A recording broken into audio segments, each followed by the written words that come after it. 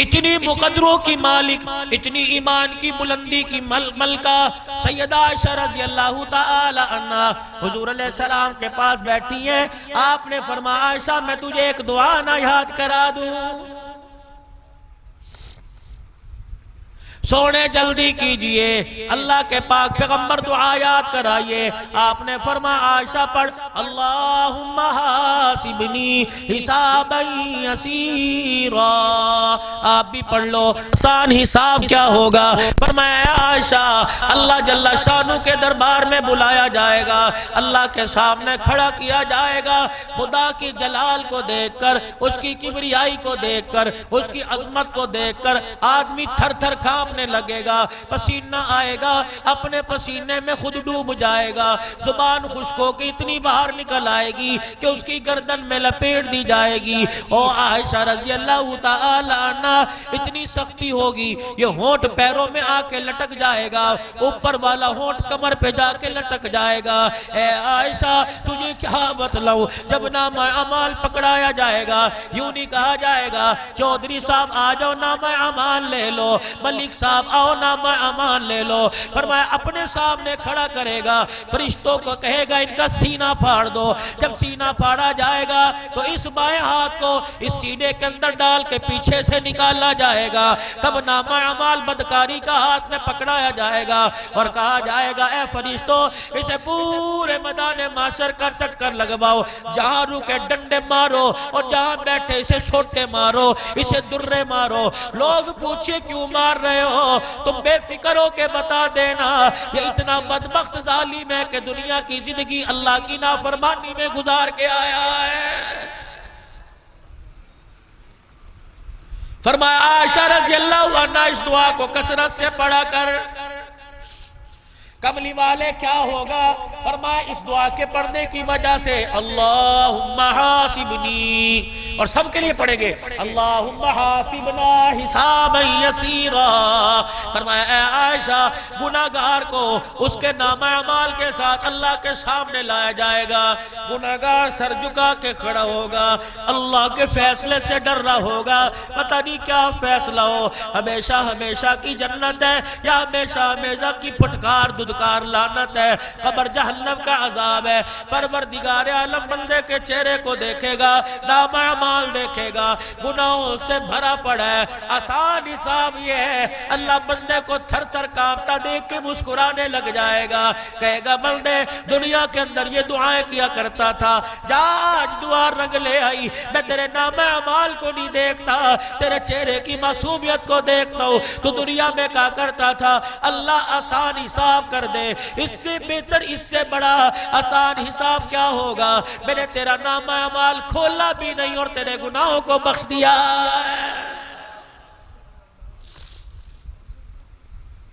एक वक्त ऐसा आया सैयदा आयशा रज़ी अल्लाह ताला अन्हा के हुजरे में इमामुल अंबिया महबूबे किबरिया सल्लल्लाहु ताला अलैहि वसल्लम तशरीफ लाए। अम्मा आयशा बाहें फैला के खड़ी हो गई।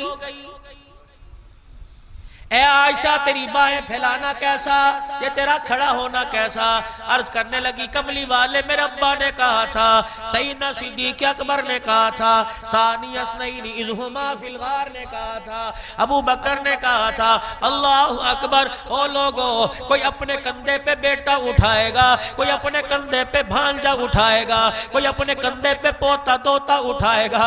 अबू बकर तेरे क्या कहने, तूने अपने कंधों पर सारे नबियों के सरदार को उठा रखा।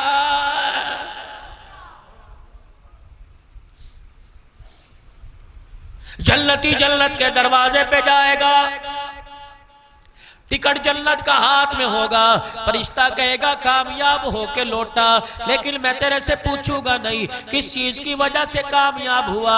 नमाज की वजह से, कोई कहेगा नमाज का सजदा काम आ गया, कोई कहेगा ज़कात का रुपया काम आ गया, कोई कहेगा सदका खैरात काम आ गया, कोई कहेगा रास्ते से पत्थर हटा दिया था, मुसलमानों के लिए चलने में आसानी हुई थी, ये काम आ गया।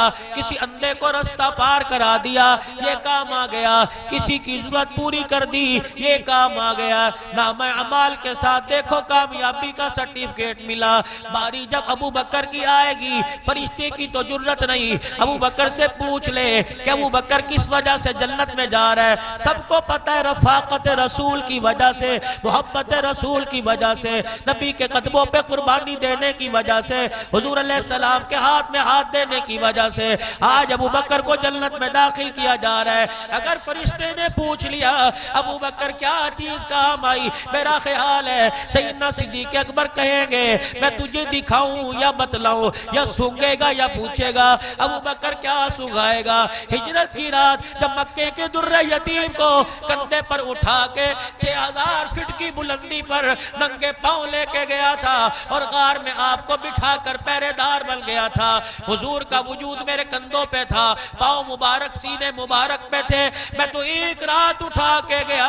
और लोगों आज मेरा कंधा सूंघ के देख लो, आज मेरे सीने को सूंघ के देख लो। हजारों साल गुजर गए, आज भी मेरे कंधे सीने से नबूवत की खुशबू आ रही है।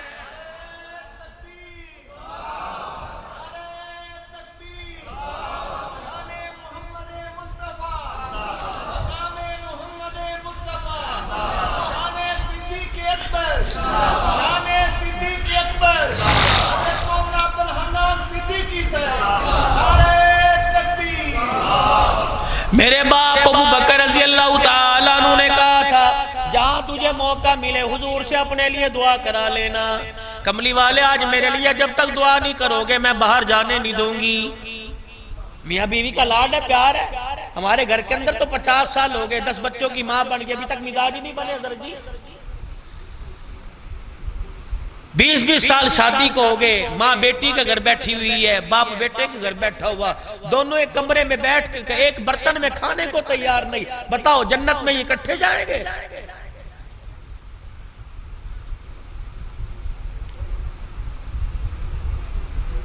पूरी दुनिया के अंदर जो बीमारियों के अंबार लगे हुए हैं, पाकिस्तान समेत पूरी दुनिया के डॉक्टर सर जोड़ के बैठ गए।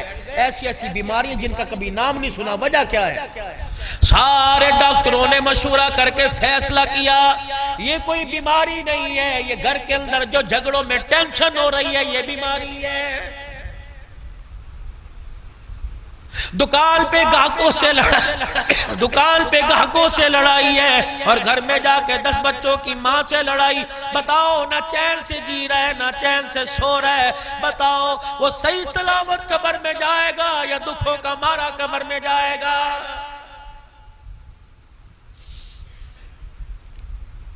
शौहर अपनी बीवी से कह रहा है बड़ा अच्छा टीवी पे प्रोग्राम चल रहा है, आजा आपा दोनों बैठ के देखें, देख कैसी कैसी मूर्तें मुर्दार आ रही हैं, कैसी कैसी आवाजें तोती है पाकिस्तान की तरह बोल रही हैं, आजा आ सुन ले। और तुझे बीवी को ड्रामा दिखाना याद आया, बीवी को फहाशी के अड्डे दिखाना याद आया। 50 साल हो गए, कभी तूने यूं भी कहा जो कुरान अपने बाप के घर से लेके आई थी, जिसके साए तले आई थी, उसी कुरान को संदूकड़ी से वुजू करके निकाल के बैठ जा। आजा आपा दोनों कुरान पढ़े, कभी मैं सुनाऊं तू पढ़े, तू मैं सुनूं तू पढ़ा पढ़ेगी, कभी मैं पढ़ूं तो तू सुनेगी। यकीन जानो टीवी के आगे बिठाया कर बीवी को ड्रामा दिखाओगे, खुदा की लानत आएगी। कुरान खोल के बैठोगे, सुनोगे सुनाओगे, तुम्हारे वजूद पर, तुम्हारे रिज़्क़ पर, तुम्हारे कारोबार, तुम्हारे घर पे खुदा की रहमत आएगी। कहा जी मेरे लिए दुआ कर दो। आपने फरमाया आयशा तुझे भी दुआओं की जरूरत है। अम्मा आयशा रज़ी अल्लाह ताला अन्हा कहने लगी अल्लाह अकबर, माँ ने जो दुआएं दी अपनी जगह, बाप ने जो दुआएं दी अपनी जगह, उम्मत जो दुआएं देगी अपनी जगह, लेकिन काली कमली वाले तेरी दुआ की क्या बात है? हुजूर ने फरमाया आयशा फिर हाथ उठा।